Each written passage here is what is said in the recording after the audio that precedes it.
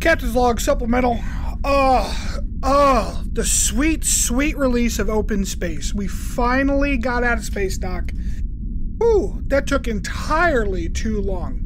Once the sentient computer counselor got there, I guess they got it to confess its evil plans and gave them the justification they needed to wipe it. Took about 10 minutes after that. Finally got our ship's christening name. We are the USS Hopper, named after some kind of computer programmer from the 20th century. I don't know. It seems weird to me that we don't name ships after anyone past, like, 1990 something.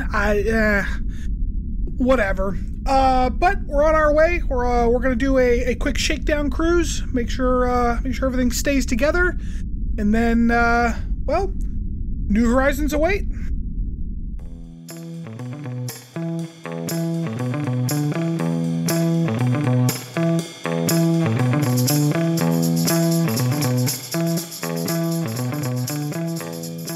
Are there other ships named? So, like, we've got Discovery and Enterprise. Are there any other ships named after, like, space shuttles? Pretty sure there's a Columbia somewhere. There is, but I will say, I'm not sure you can really say they're named after space shuttles because, like, those are not unique names to those space shuttles. Yeah. I mean, this show's got a whole intro that talks about that. Yeah, fair. Discovery is kind of a pretty loose concept. There's a Columbia. I don't know. There's probably a Challenger, but there've been other Challengers as well, you know? There's probably been an Endeavor. Like, yeah, I don't know that that's more like we've named spaceships after the shuttles, or the shuttles are just so vaguely named that everyone kid's going to hit them eventually. Yeah. At least it's not the Yorktown like it was going to be. Yeah. Although Enterprise is kind of a silly name, but it's okay. I don't know. Enterprise always felt like a risk. It's like, well, we'll see. It's like, I don't know if I want to be on this ship that's called the USS Maybe. Like the USS Roll the Bones. Right. So, anyways, this is a podcast where we rewatch Star Trek. we got some serious banter going on this time, which is funny because I wanted to. What the fuck was I going to talk about? I had some completely unrelated banter. I have something to say. Oh! Everyone, be quiet. Liam told us yesterday that he plays video games like a Vulcan. I don't. What? Does that mean there's a lot of math involved? I don't know. I don't have answers. I think his point was that Dylan gets very excited when he plays video games, but Liam keeps it like kind of cool. Oh. And like he's not wrong, because if you like, so the friend of the pod, John, his kids, like when they're playing a video game, they don't sit the fuck still. Like, you know how the biggest thing about video games with kids, other than like it fucks their eyes up, is like, well, they're sedentary. It's not good for them. Not John's kids. Those motherfuckers are bouncing the goddamn around, you know? Like, they're burning so many calories playing a video game. And poor Liam's just sitting in the middle of the couch bouncing up and down because they're like leaping around him. And he's like, I just want to play the game. See, my kids, they don't bounce around, but like just they have that YouTube disease where they have to like narrate everything that's happening. Oh yeah, they all do that. YouTube disease. Well, it's like, so the thing I was telling my friends is like, remember like when you're playing a basketball and you're like, oh, Stanford, he dribbles down the court, he dodges left, he shoots, he scores. Like, you know, like you like narrate what you're doing. Kids these days do that, but they do it to their video games because they're streaming them, in quotes. Sure. Right. Well, that's how they watch some YouTuber do it. Right. It's the same mental calculation, but it is very funny. One time Liam was doing that, and I was like, just trying to get to because he was playing some game on the Switch, and I'm like, hey dude, what are you doing? What are you talking about? He's like, oh, I'm just, you know, I'm like, oh, you just like pretending to stream? He goes, yeah. I'm like, oh, okay, yeah, no problem, man. And then he goes, sorry everyone, that was my dad. Little do you know, he's actually started his career as a streamer already. I would know. All right. Well, as Stanford stated, this is a podcast. I guess we'll get to that part of it. This is indeed. 2 Captain's Log supplemental. We talk about some Star Trek stuff here. That's what we do mostly. We're rewatching it all in chronological order, which means we're starting with the worst one. Yeah. I mean, it's definitely not up there in the top tiers. But I am joined, as always, by Stanford. Hello. Rob. Hello. And Mariah. Oh, she wasn't ready. She wasn't ready. Oh, shit. Hi there. Anyway, as we have stated many times in the past, we are still I consider us a newer podcast. So any likes, ratings, shares, tell your friends about us, we always appreciate. That's what it was. So I'm looking at our numbers, right?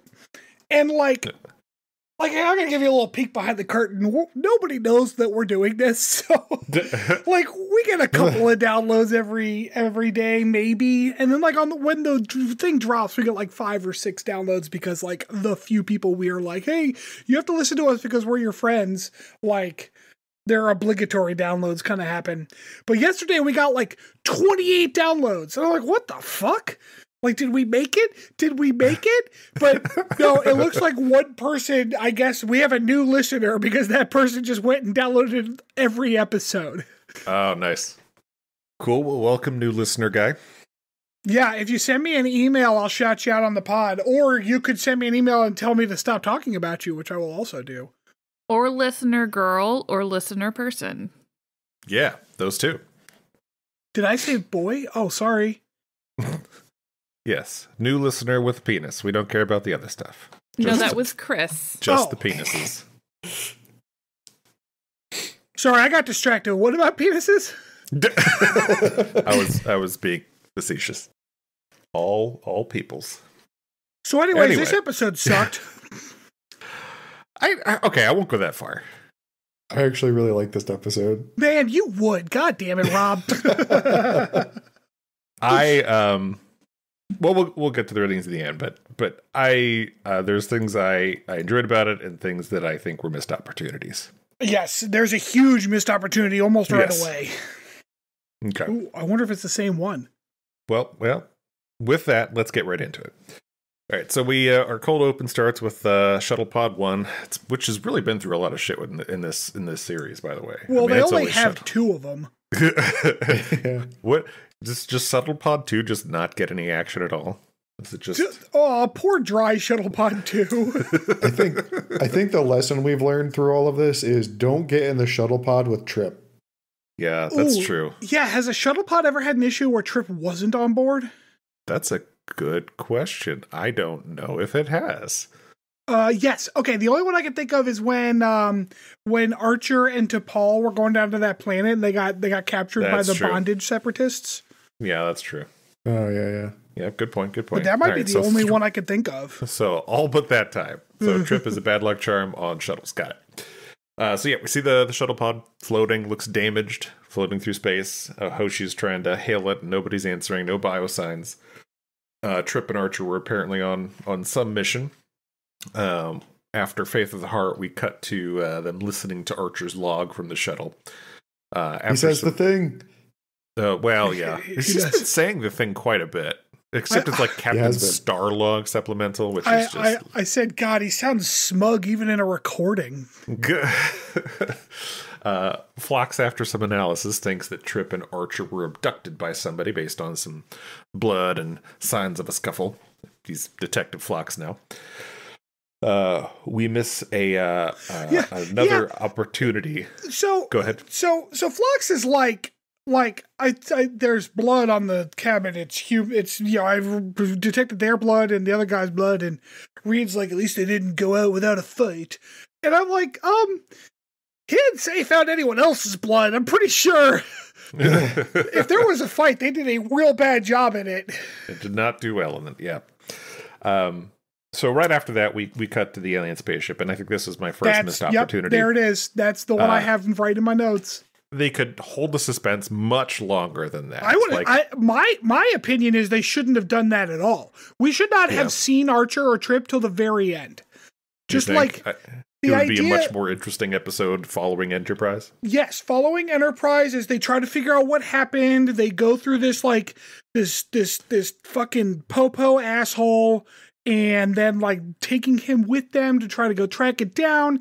They get there and they got like shit's wrong, and oh man, it would have been a great episode if they had just stayed with T'Pol and Reed. I think it would have been a much more interesting angle for sure. But if they had stayed with Enterprise, we wouldn't have been able to see the triple barrel shotguns that they've got. Yeah, or the entire Con-Air plot that they stole. Yeah. So we cut to the slave prison ship, I should say, although it does look very slavey with them. It looks like they're sitting at like ore ports on like an old sailing ship. Yeah. So they're gonna stick their space oars out there and row through space. Yeah, man. Hey, who are we to question their warp technology? Yeah. We have some. They're all locked up. We see Trip and Archer. They have these like electric cuff things that to keep the prisoners in line. They give them a old shock, which is always fun. I mean, anytime somebody gets shocked, like it's always the worst acting in the entire episode. It's really bad. It looks like they're halfway between pain and coming. So it's like like if you put a piece of paper up to the bottom of the screen so you only see the top half, every time someone gets electrocuted, it just looks like they're masturbating furiously. So yeah, we kind of get the layout of the ship right off the bat there. So many rubber masks. We see Trip and his friend next to him. And do I not like that guy's face at all. Oh, I said I like his little frilly things. He's got like these feathers going on. No, he's got gross bumps and dangly bits all over his face. The gross bumps. Okay, at least he's not wet. Okay, like at least they're dry bumps. The gross bumps look shiny and wet. It was gross. No, they were chitinously wet, not like they're chitinously shiny, not wet shiny. Gross. I had in my notes that the little fronds remind me too much of kelp. They are gross, and I hated it. So we get some vague information about how Archer and Trip were picked up. They apparently think they were smugglers, and old Grossface says they'll probably be made an example of. We find out they're going to some penal colony, the Canamar, which is the namesake of the episode. Right after this, we get Enterprise contacting the planet that Trip and Archer went to. The guy does not seem very helpful at all. He's like, nah, I mean, we're busy and shit. I don't know. What do you want me to do? Look. I got a lot of boots I need licked. I don't know. We go back to the prison ship pretty quickly, and they get served the old prison gruel, which I'm pretty sure is oatmeal. It looks very oatmeal-y. Yeah, this stuff looked more like oatmeal than the bondage gruel, which was definitely like a barley. Mm-hmm. We should do like a prison food taste test from Enterprise. That'll be great. Dude, I could make that barley that you saw in the bondage episode. I could make that fucking taste great and look just like that. Yeah, it's just kind of a blank canvas, right? It's just right. You could do anything with it. Mm-hmm. Make it sweet. You can make it like savory. Put some meat in there. Turn into some type of like stew. Sweet barley. I guess it would be like sugar snaps at that point, right? Or honey smacks. I mean, I was gonna say you could put some honey in it. That would taste good. Just like oatmeal. I mean, you can make it sweet or savory. So, fuck. Now I'm hungry again. The correct answer is sweet, though. With oatmeal, I don't know if I've ever had savory oatmeal. I've definitely had like grits, which is like that's not as often sweet. That's usually more savory, and that's kind of like oatmeal.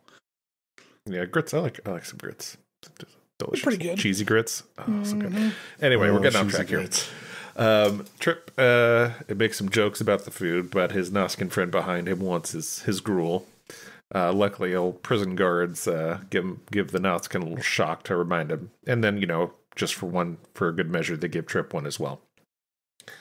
We pan back to his friend there, telling him, not to mess with the Noskins, and I'm pretty sure at this point those are just gummy worms that they've like glued to that dude's face. Feathers. Look. He finds out that Archer's a captain, and he's like, I should have said that. I'd be Captain Zamas, and I will follow Captain Zamas to my death. Yes, that is behind. exactly where Captain Zumas will take you. Captain Zumas is the fucking hero of this episode. He is the absolute fucking worst, and I hate him. Everything about him. So Enterprise, I guess, takes old dickhead from the planet along with them to go find the guys, because at this point they've discovered that they were probably imprisoned wrongly. Does he not have anything to do, like better to do? Like what the fuck? He does not. No. He was talking about how busy he was, but he was just playing one of those little golf games in his office. You know what I'm talking about? Yeah, or like one of those water basketball game things. Exactly. Like yeah. Handheld. Yeah. They should just make an episode about that. That sounded interesting. Yeah, they did. Yeah. It's called The Game, and it was awful. So right as Archer and Trip were about to be released, the guard comes in. It looks like they're free. Blah blah blah. Which okay, why did the guard have this conversation right there? Like, why didn't he make them get up, go with him, and then be like, "Hey, y'all are gonna get released. I'm gonna get you off right here." Reasons? Because he's not good at his job. These guards clearly. are awful. They are the worst. As evidenced by the grumpy prisoner who had a brief line, or actually, really, I don't think he actually even talked earlier. I think he just kind of sat there smirked. menacingly. Yeah. He breaks free of his cuffs, knocks the guard out, and quickly frees his Nausicaan friend.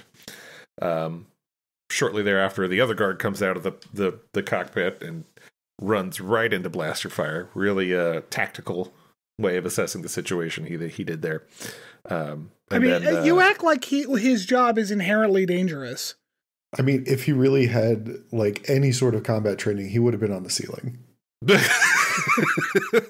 the tactical advantage right there. It feels like one of those things where it's like, maybe the protocol should be like, hey, if I think there's a problem, I should not go in there, look through a camera, see what's going on. Not charge blindly into the cabin full of prisoners. Or a little spy hole or something. Yeah. Full of people that you've persecuted to the point where they want to kill you. Yeah, maybe check the security footage from the cabin of prisoners that I'm sure is probably on that ship. No, we're fine. We're fine though. So yep, he incapacitates the pilot as well. And now old Grumpy Face and Nausicaan are in charge. This is where we're doing some real Con Air shit. Yeah. Archer talks his way into being the new pilot, and tries to get Trip free, but the guy is not biting. I want to point out here, Archer convincing the Enolian that he's a smuggler is the best acting we've seen out of Bakula in the entire series so far. And I'm not being sarcastic. Is this the part where I said, Jesus, we hit the limit of Bakula's acting? Oh no, that's in the next act. So in terms of Archer's many, many examples of him trying to bullshit aliens, this was by far his most effective. Yeah, so like, and that's the thing. Like, you say that, but I didn't even notice, and it's probably because like it's compared that's to why it was good. As compared to a good actor, like it was okay. No. Oh boy. All right.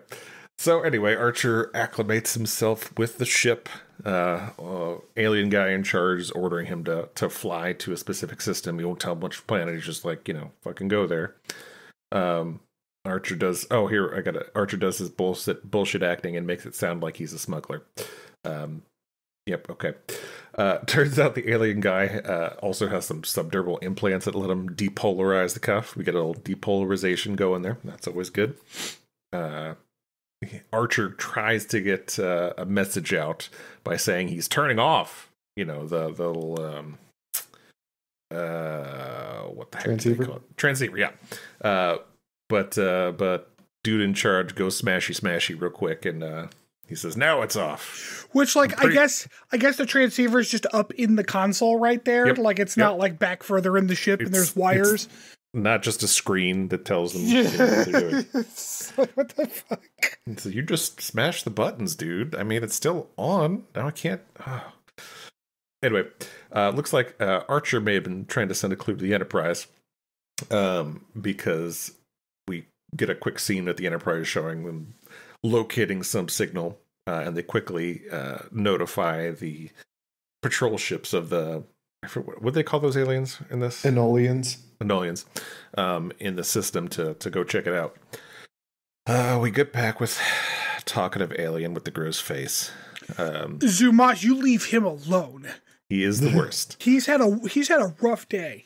He starts talking about how after they get out, he's going to have his face reconfigured, and God, yes, please do that. Long live Captain Zumas! I really liked this little subplot between him and Trip. It was pretty good. This was honestly the best part of the episode. I was like, oh, Trip, stop being rude.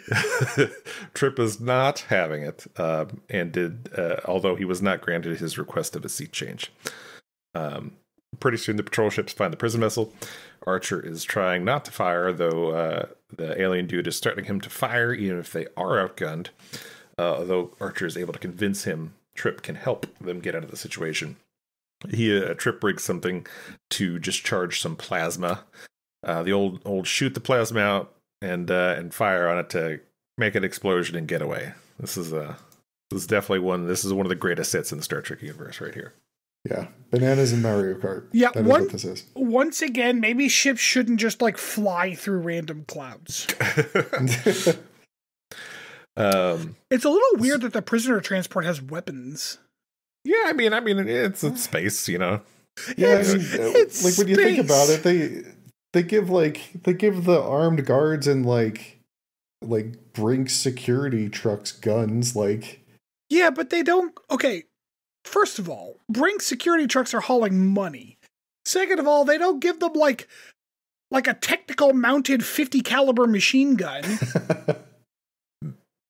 Yeah, so this is different kind of sort of shut up. Anyway, the alien dude wants to kill the ships that are now disabled, although Archer convinces him that they don't need murder charges on top of whatever else they've already got going. Trip, although, gets locked up right away again. We find out that the alien leader guy's name is Kuroda, so I can stop calling him alien guy. Kuroda seems impressed with Archer's resourcefulness. Archer actually tells the truth on how he got captured. Well, yeah, but he says it in a cagey kind of way. In a smugglery way, yeah. Kuroda seems to want to recruit him, and Archer pretends to be interested and gets info on what Kuroda's planning.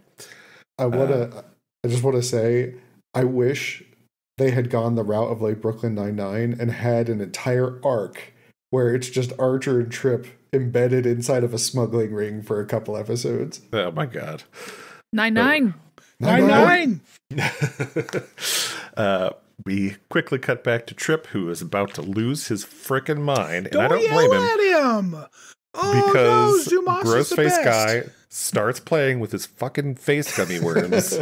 He's stressed. And I hate it. He is the worst. Kuroda is going to. We find out Kuroda's going to ditch the prison ship. The Nausicaan was just trying to.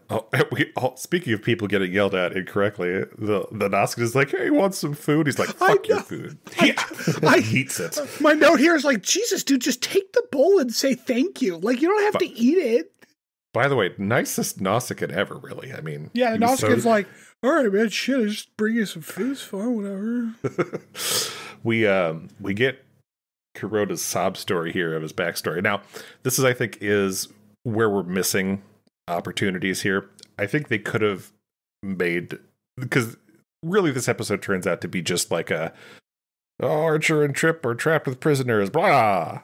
Yeah, they could have made this guy a little more sympathetic. They lay groundwork to like explore wrongful imprisonment.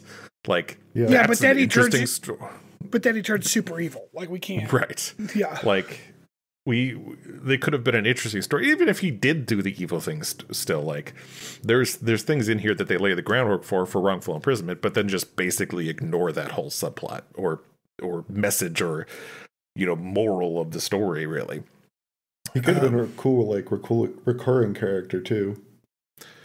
Yeah, I mean, it just it's just annoying when they like clearly thought about this. Right. This could have been an impactful storyline, and it's like, I mean, we'll just like kind of talk about it, but never mind. Yeah. Yeah, well, I guess like they just had to give just enough of a tease to make Archer pause for a minute before they made him super evil. Right. So, yep, as you alluded to, Kuroda is going to set the ship in a decaying orbit so it burns up and looks like they died, leaving all the other prisoners to burn in the atmosphere. They go to they are on their way to a trade station called Tamal, and every time they said Tamal, I'm like, tamales. Tamale. Oh, God, that's so good. Archer gets Trip to look at a docking port and tells them they need to take the ship, and they can't wait for help because he knows of Kuroda's plan to blow the ship up and kill everybody. Tells them he needs to handle the Nausicaan, which, all right, I mean, good luck. The Nausicaan outweighs Trip by like 70%. Yeah.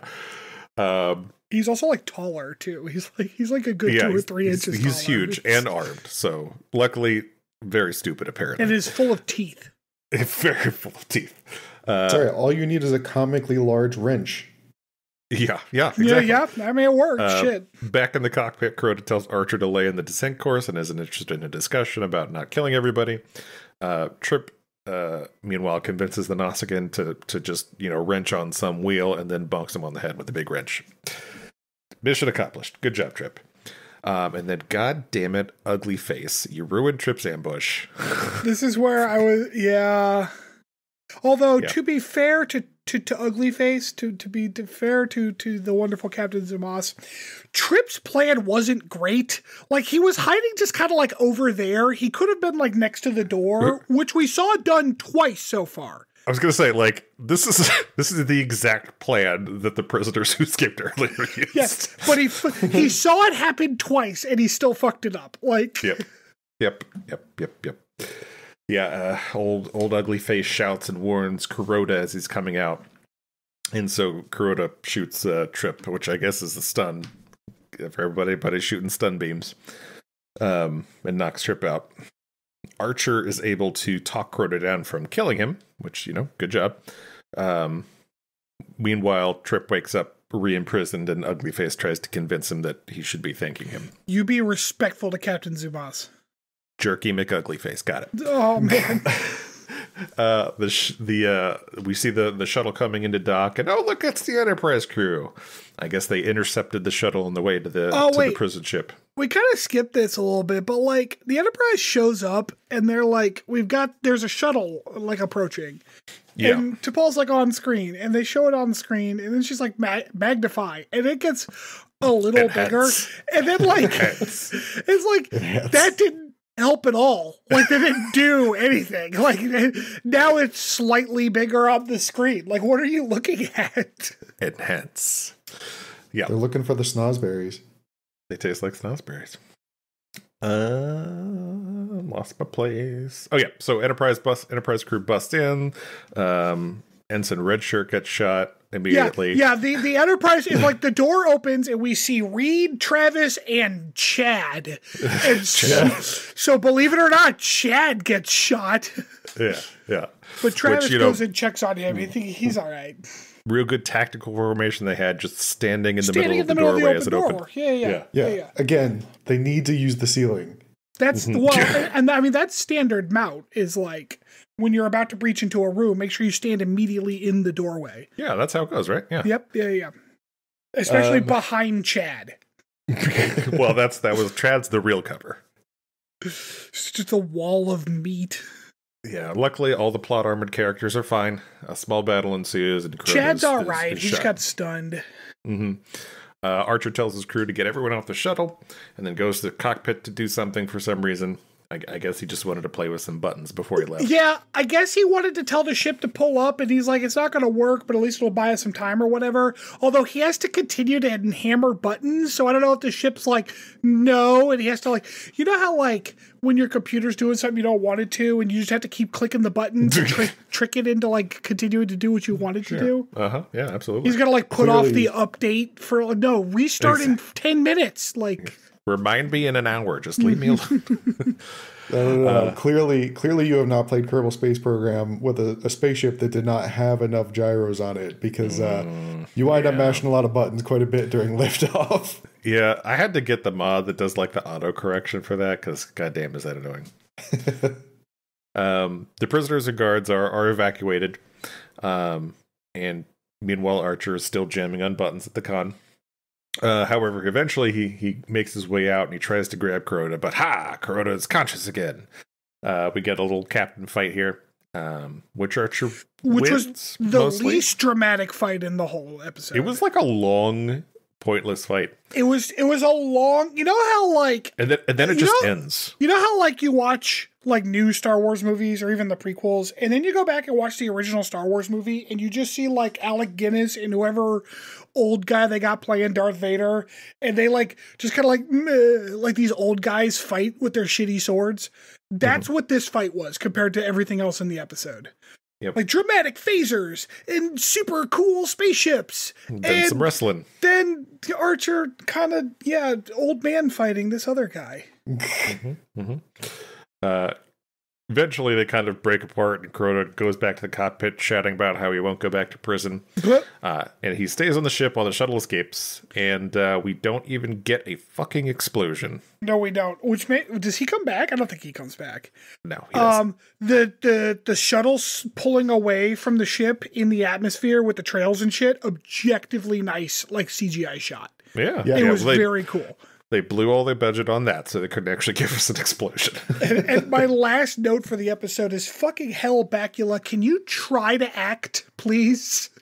So yeah, back on the ship, the Anolian official is trying to apologize and get a report, and Archer's like, fuck you, there's your report. There's your report. File that in your ass. I mean, I'm on Team Archer here. Like, this is a reasonable amount of anger for the situation. Sure. I'm not upset that Archer is angry. I'm annoyed at how bad Bakula is at acting angry. Oh. Yeah, I mean. Like, he's not being petulant here. The character is justifiably upset. Bakula just needs to actually portray that well. Yep. So, there we go. Episode over. I gotta pull up my... As I say, on a rating, on a scale of 1 to 5, 0 being threshold. For me, this is a 3. I think the episode was interesting enough where it's not bad, but as I pointed out earlier, there are missed opportunities to make it a good episode. I also gave it a 3. Like, I wanted to give it a 2, but then I was like, Like, I would give it a 2 in comparison to most things that I want to watch, but as compared to, like, Star Trek, I guess it was alright. I just, like, it was just kind of like, I don't know. Like I said, it was that one missed opportunity of making this actually kind of interesting made it feel just, like, long and pointless to me. Like, this whole goddamn show just feels like one filler episode after another. I gave this one a 4. What was the standout part of it for you?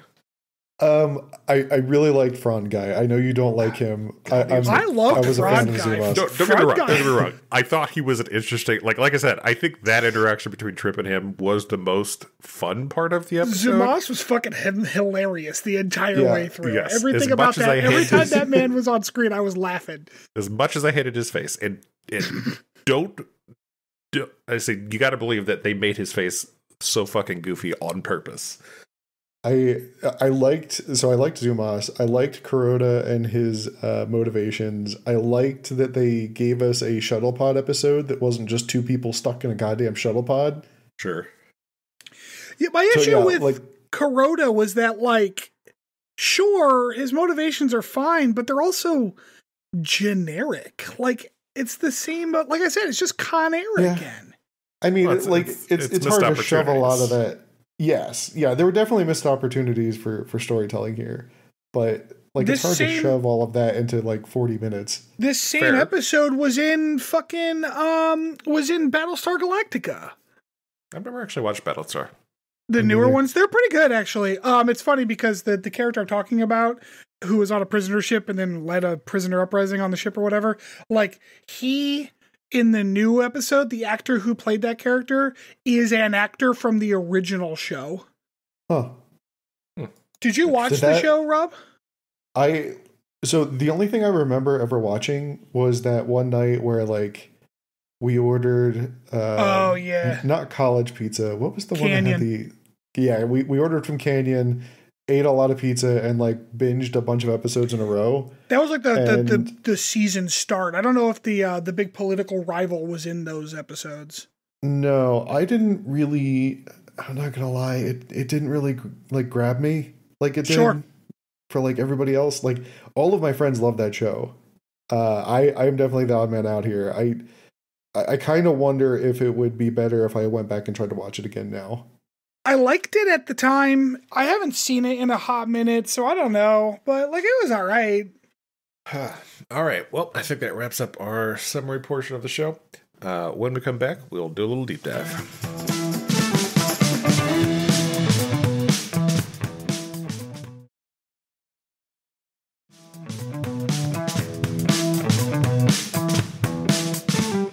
All right, welcome back, everybody.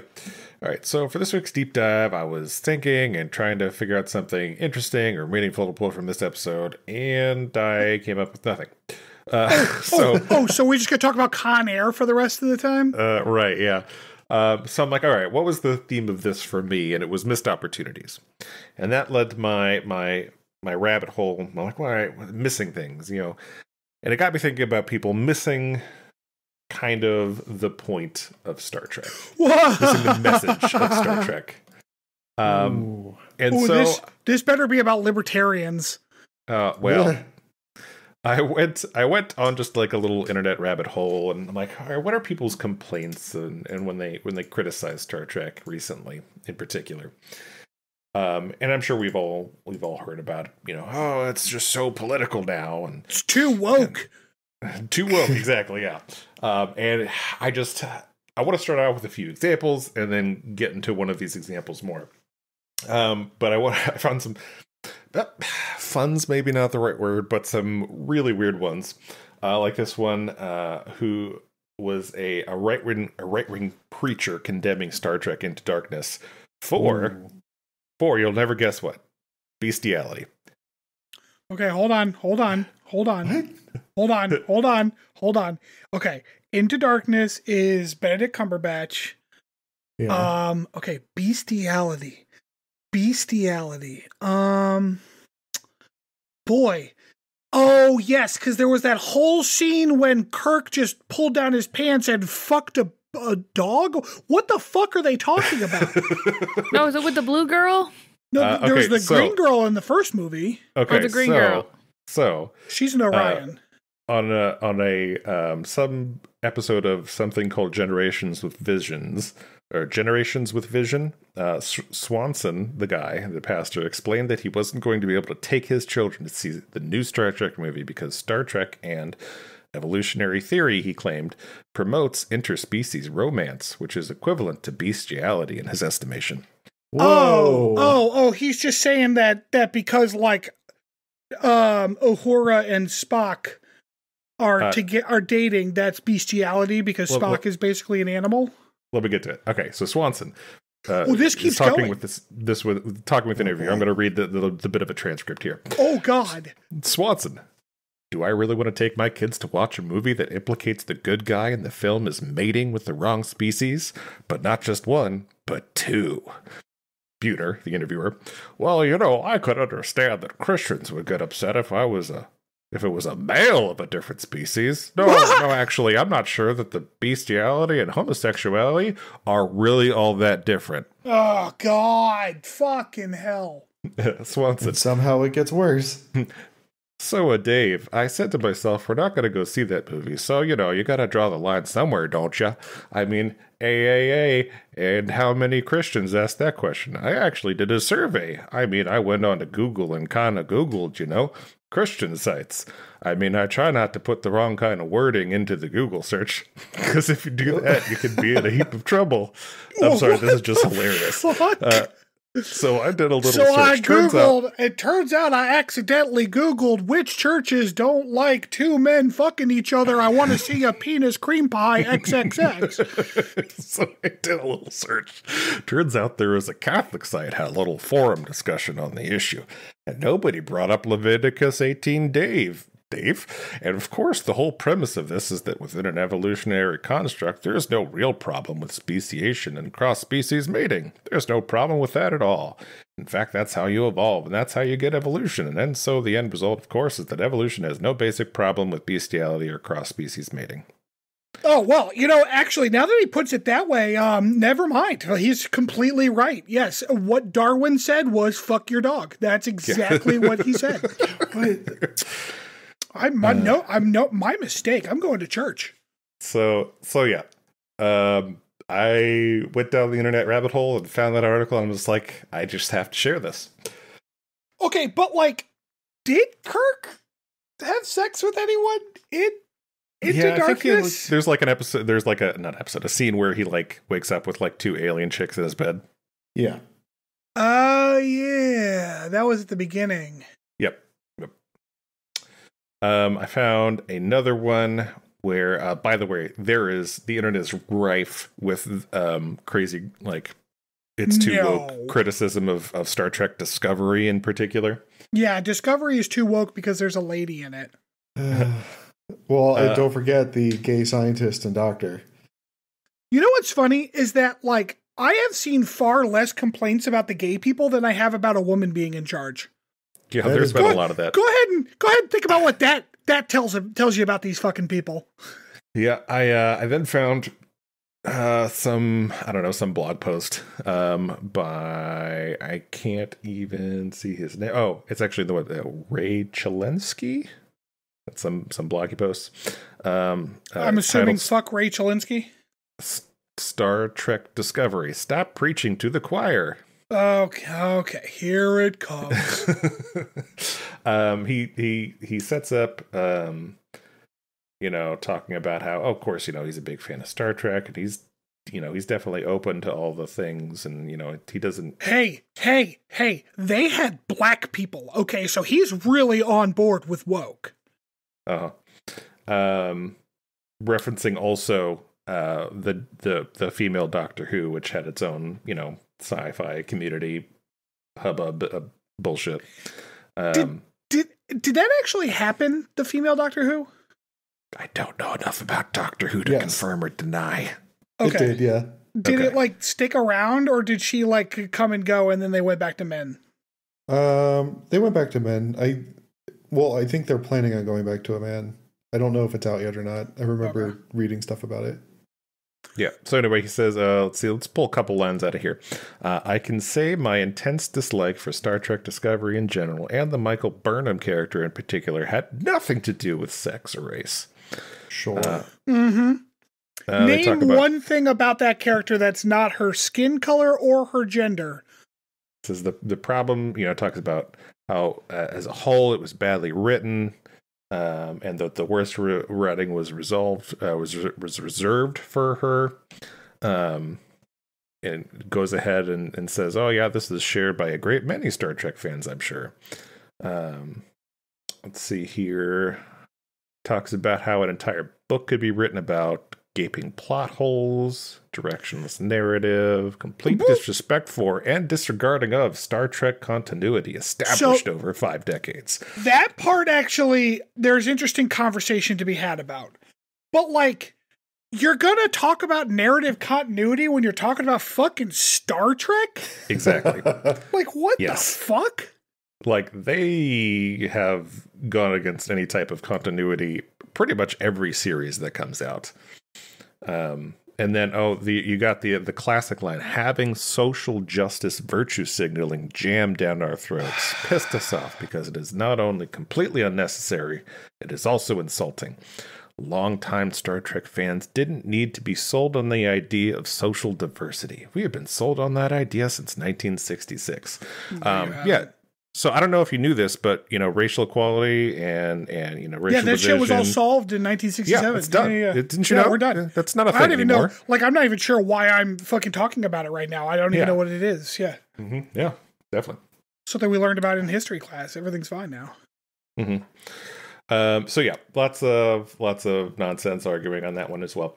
And then finally, and probably the most well-publicized or well-attentioned one, I should say, that's got the most attention is it was a Fox News op-ed that was done. Oh, Jesus Christ. A Fox News op-ed. Yeah, wow, that's... whew. Yeah. Mm-hmm. By David Marcus. It is titled Star Trek Writers Take Starship Enterprise Where It's Never Gone Before. Woke Politics. Oh, I remember that article. I never read the actual article, but I remember that headline circulating because everyone was making fun of how stupid that guy was. Yeah. Yeah, that's what I was saying. It's probably the most well-known one recently, but he talks about a bunch of stuff in this. The thing he had highlighted as kind of the smoking gun of it being woke politics was in season 4 of Discovery. Stacey Abrams has kind of a cameo. She does, yes. Yeah. Which that's fun. To be fair to this schmuck, it is weird. It is weird having a politician right? Like, that's weird. That can't be the first time that it's happened, though. Would you? I don't know. Would you call it a blatant example of electioneering? Electioneering? She had already lost her election. That's what he did. Oh, Jesus Christ. What a fucking idiot. Like, it's weird, but it's also like, yeah, whatever. Like, she's a fucking popular politician. Like, let her have her moment, I guess. Like, it's no worse than fucking Elon Musk being in the goddamn Iron Man movie. Like, who the fuck cares? Like... Fuck, I forgot about that too. Yeah, speaking of, we're talking about that in our little pre-show. Fucking Elon Musk getting into Star Trek. Blech. Speaking of Discovery. Well, luckily the worst captain in the show's history said it, so. Well.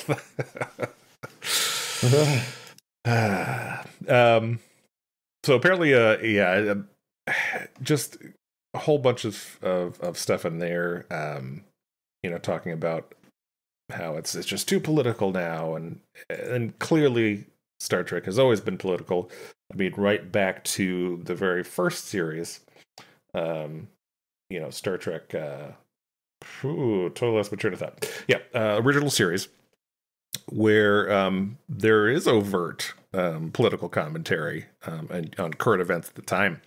There's an episode called "Private Little War" of the original series where. Maybe more memorable for other things, but the basic themes of the episode were basically kind of an allegory for Vietnam. The Enterprise faces a situation where Klingons are kind of the USSR, and Kirk stands to act like the U.S. government, arming and aiding people on their sides of the conflict. They even specifically reference Vietnam as historical precedent. So it's just always been silly when somebody complains about Star Trek being too political or getting too much into sides on politics. It has always done that and will always continue to do that because for the foreseeable future of humanity, there will be things that need to be addressed. And that's the point of sci-fi, as we've said many times. Yeah, the whole point of science fiction is that it's a vessel. Right. It is a lens through which to look at our own human condition and the problems we face. But then you get people commenting, like some of these IMDb reviews. Yes, I even got into IMDb reviews. Almost as bad as Reddit. Almost as bad. Where is that? Where'd it go? I found a couple of them. Oh, yeah. By the way, this is a 6 out of 10. I mean, I guess it wasn't that bad. Never have been so bored to death of hearing stupid speeches, which, all right, first off. Okay, I'm not saying there weren't speeches. The show does have a lot of speeches. Every 10 minutes, there's a big speech about what they're going to. going into and how important it is. Yeah, we go. I don't disagree with that part. That part is accurate. Mariah and I call that show Star Trek speeches. However, he caps his comment with make a sci-fi program, not political bullcrap. Okay, so that has nothing to do with speeches, though, because like when we make it to Discovery, we should rename ourselves as Captain's Monologue Supplemental. Mm-hmm. But we're gonna have to like debate. No, so what we should do is our cold open should be an inspiring speech. Oh God, we have to write an inspiring speech every week. Yeah. Oh God, no, please no. Another one was this is the Wish version of Star Trek, which, all right, clever title, but no, Picard. The higher ratings are garbage from either Hollywood paid marketing firms or an intentional effort to push some stupid social messaging. Here's the bottom line. Okay, so this is an earnest question, and maybe it's because I'm, a big government socialist, so like maybe I'm just blind to this shit. But like, what social messaging was Discovery pushing? Exactly. That a woman can be in charge? That it's okay for gay people to exist? Like what are they talking about? Man, that's social That's it? It's the woke politics. Because like the plots of the show were standard like maybe the Klingons shouldn't eat people. Oh, okay, I guess. Like that was the whole fucking show. Like, what are we doing? But and there were like gay people. Like there were gay people doing the things, so that's the problem. Is that the fucking problem? Is that the issue? Is that there was a woman and some gay people? Like, holy fuck, their bar is so goddamn low. The message is you can't torture tardigrades. You have to torture yourself. Yes. Yep, this is that one comment wanted to say Star Trek has always had a message of hope. It was bright and positive and had an encouraging message. This has a dark theme, underlying negativity, and a dreadful background music or effects constantly playing to bring the vibe down very low. Star Trek always used to have a hopeful theme back when I was a kid. These days, it just, fuck the music, makes me angry. So yeah, I'm pretty sure when they said it was a dark theme, they meant that there was a black woman. There is an entire episode of the original series based around the idea of the Pied Piper where the kids kill all of their parents and then eventually realize that they did that and have to live with it. Black female captain is way worse than that. Yeah. Jesus. Yep. I mean, these are the same people who didn't like Janeway because she was too bitchy. At least she wasn't black.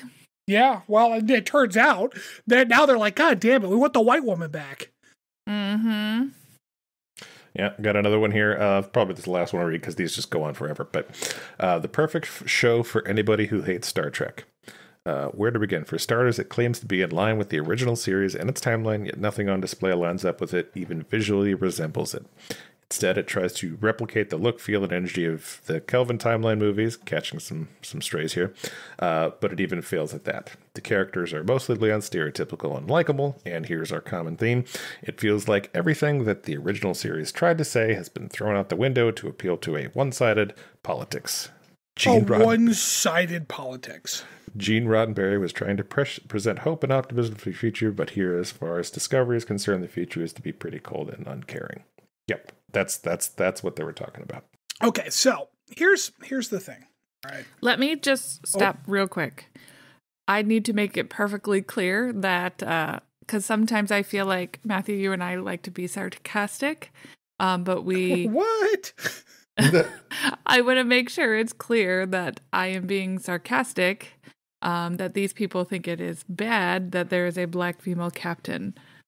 I think it is fantastic that there was a black female captain. Yeah, and the actor was great. Whether and this is what I want to say, like as far as like how Discovery, these are things that are valid critiques of Discovery. Like, yeah, it is a little speechy. Not like I don't care about the politics of it. Right, not the politics of it. But there is a level of like, not everything you write needs to be this inspiring moment. Right. Like, it's okay to let something happen. Dire is about to happen, and they have to speech about it first. And for someone with anxiety, it would kill me. There were times when it's like, this is about to explode, and you're just gonna take a hot minute. And then like Burnham gives a speech, but then Tilly's got a counter speech, and it's like a whole thing.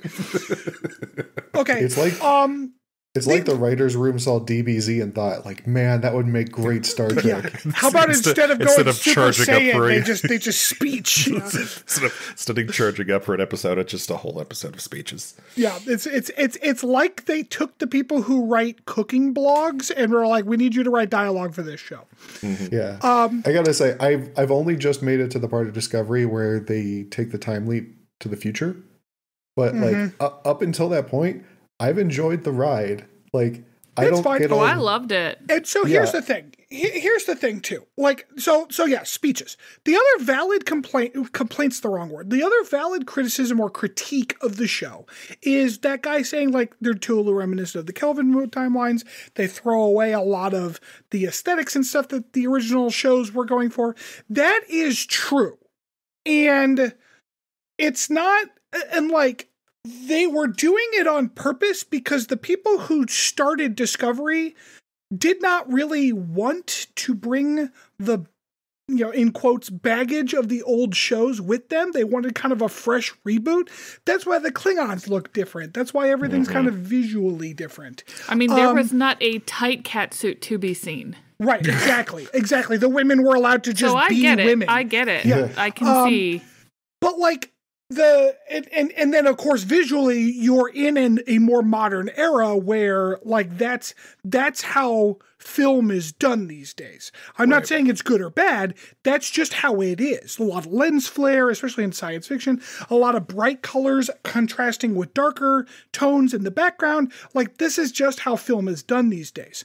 So those criticisms are okay. Like, I understand those criticisms. And I think it is perfectly valid to say, I'm not a fan of Discovery because I think they tried to change too much. Perfectly fine thing to say. I'm not a fan of Discovery because they talk too goddamn much. Perfectly fine thing to say. But to say, like, I'm not a fan of Discovery because of its politics, what the fuck politics are you talking about? Because what you're talking about is there's a black woman in charge and there's some gay people. Like, that's all you're fucking talking about. And I know none of these people got into season 3 or 4 where there was the non-binary person because they didn't make it that fucking far. But, like, certainly not. What the fuck are you talking about? Because other than that, there's no politics in there that's any more extreme than just, like, I don't know, Section 31's full of assholes. Like, whatever. Like, there's no real politics involved. Listen, they made the fascist government in the alternative timeline look too bad. It was unfair of them. See, and that's the funny thing. That's the fucking funny thing because I'm mad about how good they made the fucking Emperor. Like, that's what I'm mad about. That's the politics I'm mad about. You don't redeem Nazis. Fuck them. But like, no. She's this heroic character and a maternal figure to Michael Burnham. No. She's a fucking Nazi. Like, she needs to not be okay. Yeah, that's the politics that were in this show. I never understood the inclusion of her in the show, like the mirror universe. I don't like why. Why did we do that? Oh man, you're really gonna love my potpourri. Oh boy! All right. Boy! I think with that, I think it's a good time to wrap up the deep dive. When we get back, Rob will be showing us his potpourri that we all apparently love.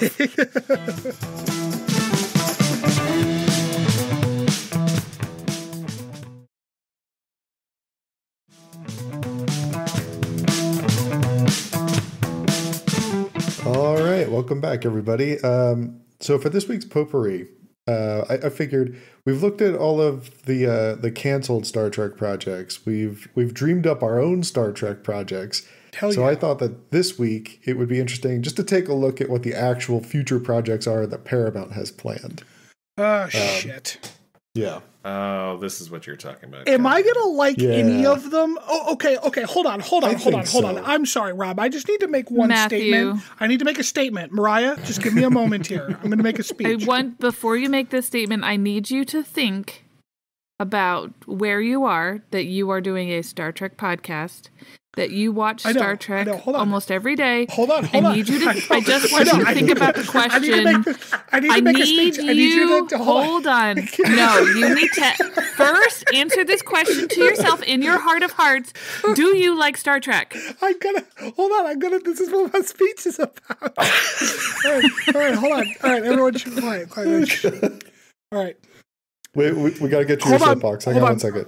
You're okay. You ready? Here we go. All right. All right. Yep. Here we go. Eric, I promise I like Star Trek. Like, I swear I like Star Trek is the unofficial motto that I have in this podcast. I do enjoy the concepts of Star Trek. I do enjoy watching it. Voyager is my favorite show, and I'm watching it now with Liam because he's like, can we watch Voyager? I'm like, fuck yeah. We're like 4 episodes in. And it's just, again, it's just like, oh my God, I fucking love this show. It's so good. And like, it's funny now watching it, having started this podcast, because like, now I'm like watching it and going, I'd say some shit about that on the fucking show. That's great. But like, it is good. And I just wish sometimes, Eric, that we hadn't started with Enterprise, because like, it would have been nicer to start with a show I actually enjoyed.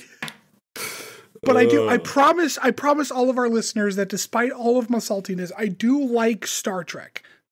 All right, you ready? Sure. Anyways, am I going to hate all of this? No. Probably. No. So there are some things that have been firmly confirmed, and then there were a couple that are possible projects that we can talk about. So first of all, Paramount's big plan is they really, really want to make movies a thing again. And did movies stop being a thing? Or do they mean Star Trek movies? Star Trek movies, yeah. They're upset that they haven't really been on the big screen in a while. And the funny thing is, their answer to that is, we're not going to move anything to the big screen, at least not yet. They just want to do straight to streaming movies on Paramount Plus. Yeah, well, I mean, that's overhead, right? Yeah. The big thing that has been announced, and it actually just entered into production officially a couple weeks ago, was the Section 31 movie about Giorgio.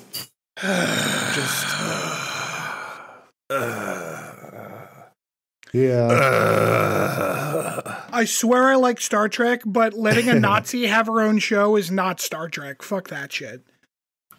Yeah, it's I don't. So, well, by the way, that's Giorgio, not Michelle Yeoh. I love Michelle Yeoh. She's a phenomenal actor. I do not mean anything bad against her. Yeah, so like I think I've said this before. Like the Mirror Universe episodes are always my least favorite of any series. Oh man, it's funny because in Enterprise they're my favorite because they don't actually do the Enterprise bullshit. But I don't like. I know I like holodeck episodes, but it's a similar concept, but also like it just something about it. I don't. You know what? I was having a conversation with Dad about this a little bit ago because like the mirror universe is weird because like they go to different dimensions all the time or whatever. And like, so there was an episode of TNG where there was like some kind of weird breakdown of the barriers between quantum realities or some horse shit. And they ended up at the end of the episode, there were like 1,000 or 100,000 like enterprises all popping into existence. Yeah, I remember that one. Yep. Oh, and they were each a little different. And like in the one, the Borg had taken over. And like what I find annoying about the mirror universe is that it is unique in amongst like these quantum realities or whatever, because they keep winding up there. The quantum, well, not just that, but the quantum realities are all like, this is what the world would be like if these couple of things were different.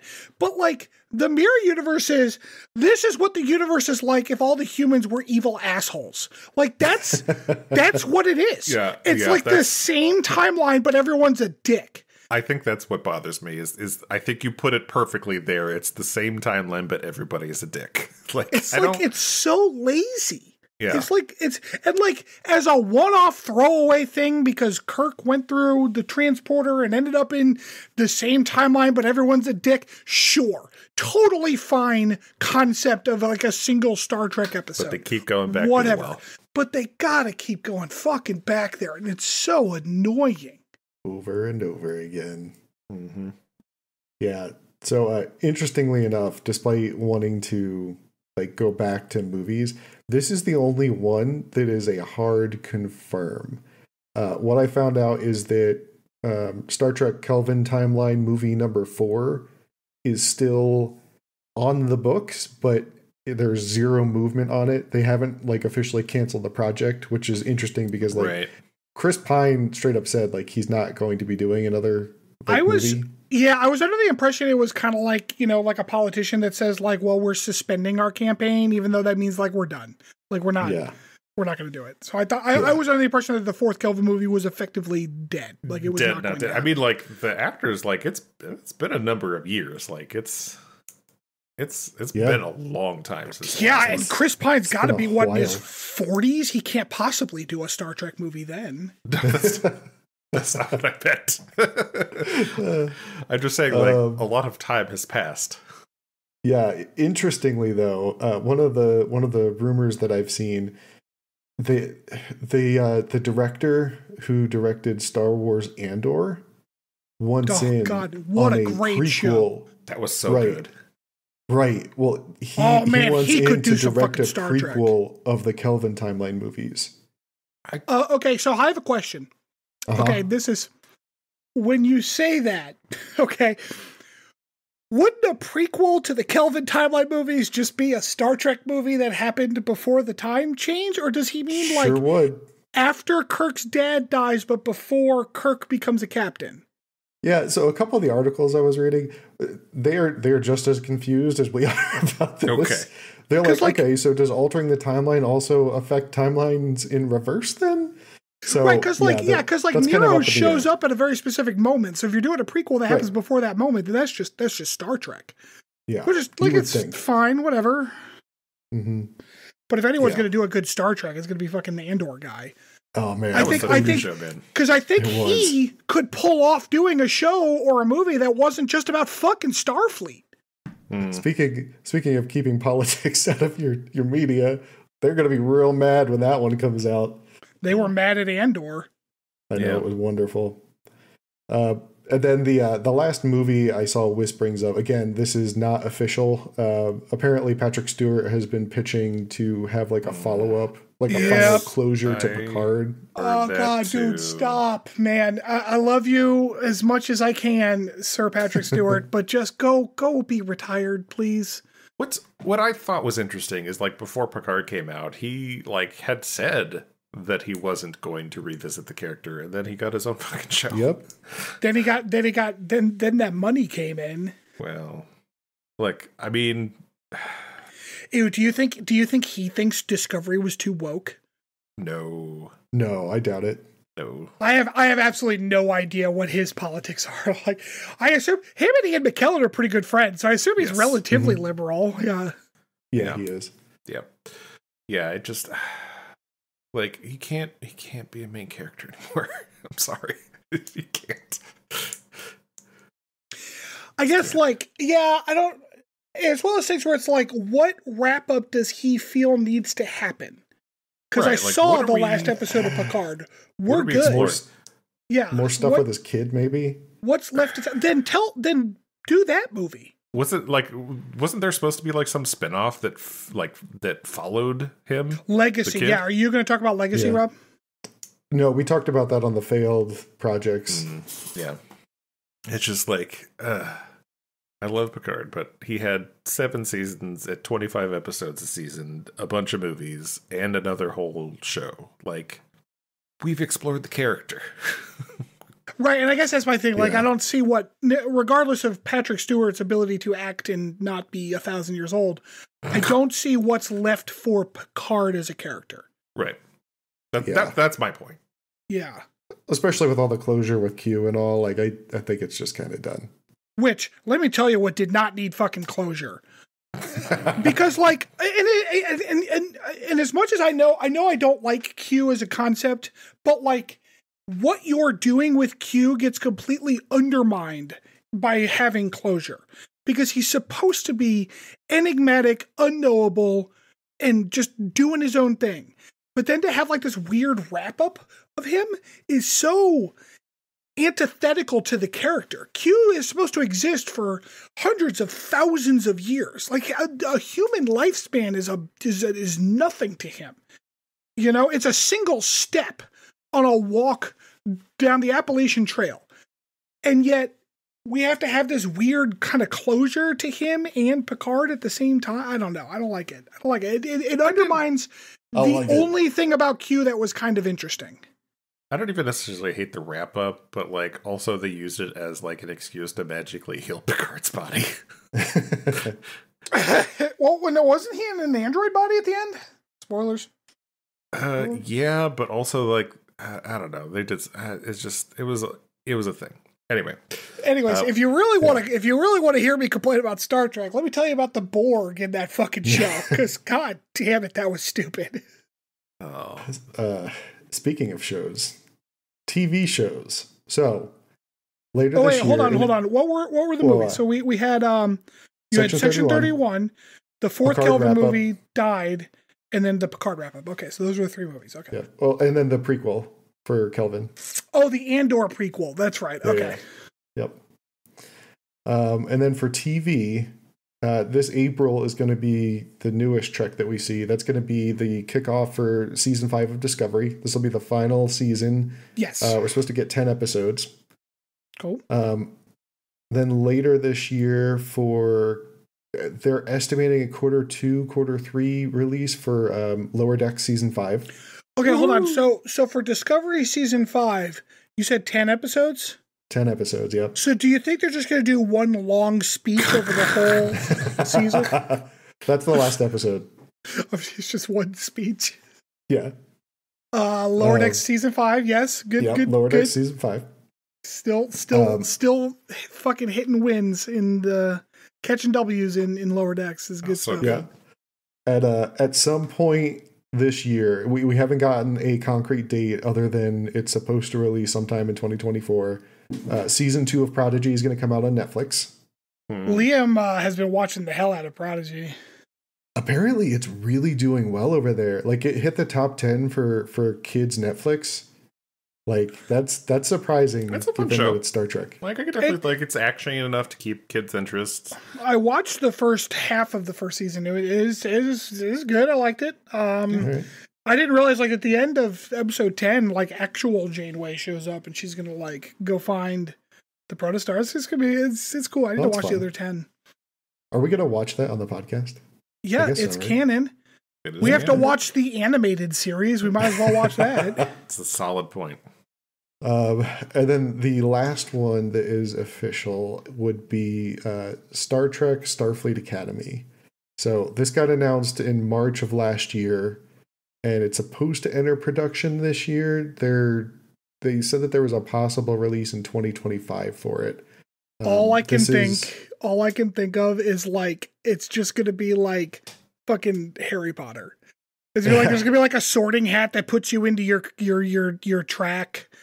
Yeah, it sounds like Tilly's going to be involved. They're targeting a YA audience, and it's supposed to be like post-Discovery. Oh, that's the time frame? Okay, interesting. Wait, it's going to be in the future. Yeah. Well, all right. When they made the announcement, they hinted at that because they said it was like the first time in 100 years that Starfleet Academy would be taking on new students again. So I think it's the reestablishment of Starfleet. Okay, that could be interesting. Interesting. I feel like, and again, I promise I like Star Trek. I feel like there's some real landmines that they could fuck up right there. How so? The idea that like it's gonna be, there's a type of story where it's like we're the first class of a new generation of things that like ends up being too schlocky and doesn't actually end up being worth like the time. They're not going to tell any new stories. I made a joke about Harry Potter, but it turns out like it's just going to be fucking Harry Potter, but instead of the wands, they have phasers. Like that's not interesting, All we can hope is that the Starfleet Academy version of Harry Potter doesn't wind up being a cop in the end. I mean, but in a way, aren't all Starfleet officers cops? Not a co-op. So anyway, that's what we've got on the docket for the next year or two for Star Trek content. So yeah. Oh, and Strange New Worlds. I'm sorry, Strange New Worlds is entering into production for season 3 now. That was the other one. No word on if that'll make it out before the end of the year, though. I doubt it. I'm imagining that's going to hit in 2025. Really? They're going to go a whole year? I think so. There's a lot of production value in that shit, yeah. Yeah. Well, how long was it between season 1 and 2? They were filming season 2 while season 1 was like in post-production. Yeah, the thing that really delayed season 3 was the actor strike and the writer strike. Yeah, okay. Makes sense, I guess. I don't say that as in I am upset about that. I 100% support them striking. Sure. Especially with all the AI bullshit going on right now. But yeah, no, for sure. It did delay. I don't know if Paramount was on the struck. Probably. There was a weird thing where some shows were actually still working because they were in Canada, and I know that show is in Canada, but I don't know. I don't know enough about it. I wonder. Yeah, we'll see. I worry that they're going to be too Gorn heavy. Like, I think they need to wrap the Gorn thing up so we can keep moving on. Like, you stick with what your show's trying to do. It's not my favorite Star Trek, but it's okay. Oh, it's better than okay. It's great. Pike as a character and his motivations rub me so the wrong way that, like, I have trouble looking past it. What you really mean is you have trouble looking past his hair. I don't mind his hair. It's fine. It ain't like Ortega's hair. God, she's got some fucking nice hair. No, I think the real problem is because your dad didn't love you enough. I mean, he is Captain Daddy. Anyways. That's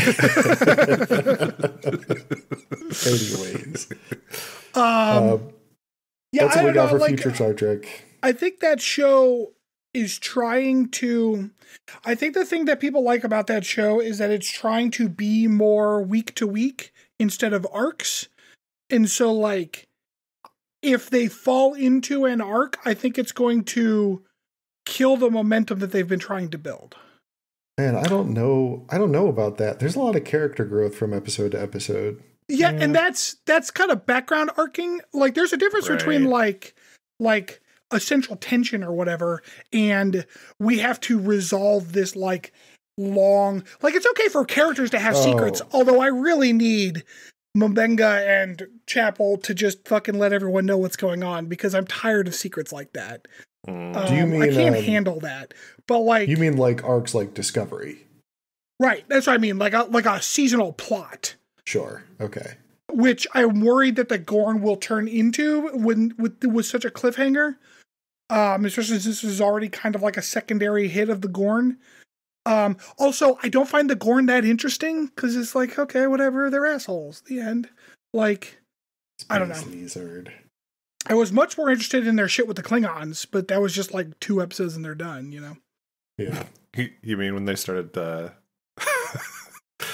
what was it, like J-popping in the background? Oh, yeah. There was a name for it. They called it this. They were K-pop. I don't know if it was K-pop. Fuck, I forgot. Was it Kang pop? Something like that. It was fucking fun. That's awesome. Something Klingon-y. Yeah, but like that, and that's like we're getting enough seasonal arcing stuff with the other shows. So like, stick with what you're doing. Stick with what you're good at. I think that if they try to shake that formula up too much, the show's gonna fall apart, because I don't think the characters, and this is a personal opinion, which means it's obviously objectively correct. I don't think the characters are strong enough to support a seasonal plot the way they have been presented. And if they try to do that, they're either going to have weak characters trying to conquer a seasonal plot, or we're going to have so many fucking flashbacks that it's going to feel like Family Guy. I agree with your character assessment, but that's fine. Yeah, there are some characters on that show that I really love. I didn't say they were bad characters. I just don't think they're strong enough. They're a little thin. I was a little upset at how quickly they resolved the whole Una thing. I was expecting that to draw out for like half a season, and they're like, nope, we're dealing with it in one episode. Let's go. I'm kind of glad they did, because I was bored of the genetic modification storyline. They did it in DS9. They did it in the original series. Like, I'm done. I'm good. Well, fine then. Like, and that's why I find the Gorn kind of boring, because it's like, oh, okay, it's an asshole alien that's taking it. Like, let's do some new shit, you know? Come on. We got new shows. Let's do new shit. Yeah, but they're asshole aliens that are spoopy. Spoopy asshole aliens. They're not obviously not spoopy enough, because Mariah seems to be okay watching them. Interesting. She can't handle Jurassic Park. Anyway, that's what we got for Star Trek coming up over the next year or two. So plenty to look forward to. Should be exciting. You'll have anything else you want to add before we wrap it up here? Listen, Paramount, our ideas are free as long as you plug our podcast at the end of the show. Like, you can have all of our pitches. As I heard on Captain's Log Supplemental. That's right. Yeah. That's right. Yeah.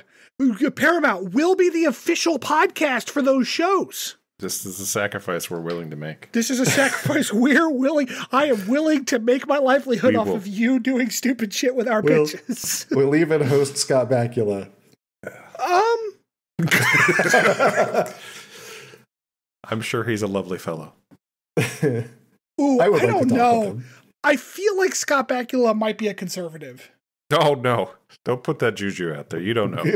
Hold on. Is Scott Bakula all right, everybody. So thank you for joining us for another week of Captain's Log Supplemental.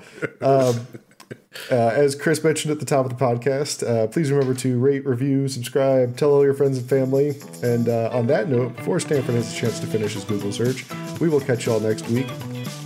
Goodbye, everybody. Bye-bye.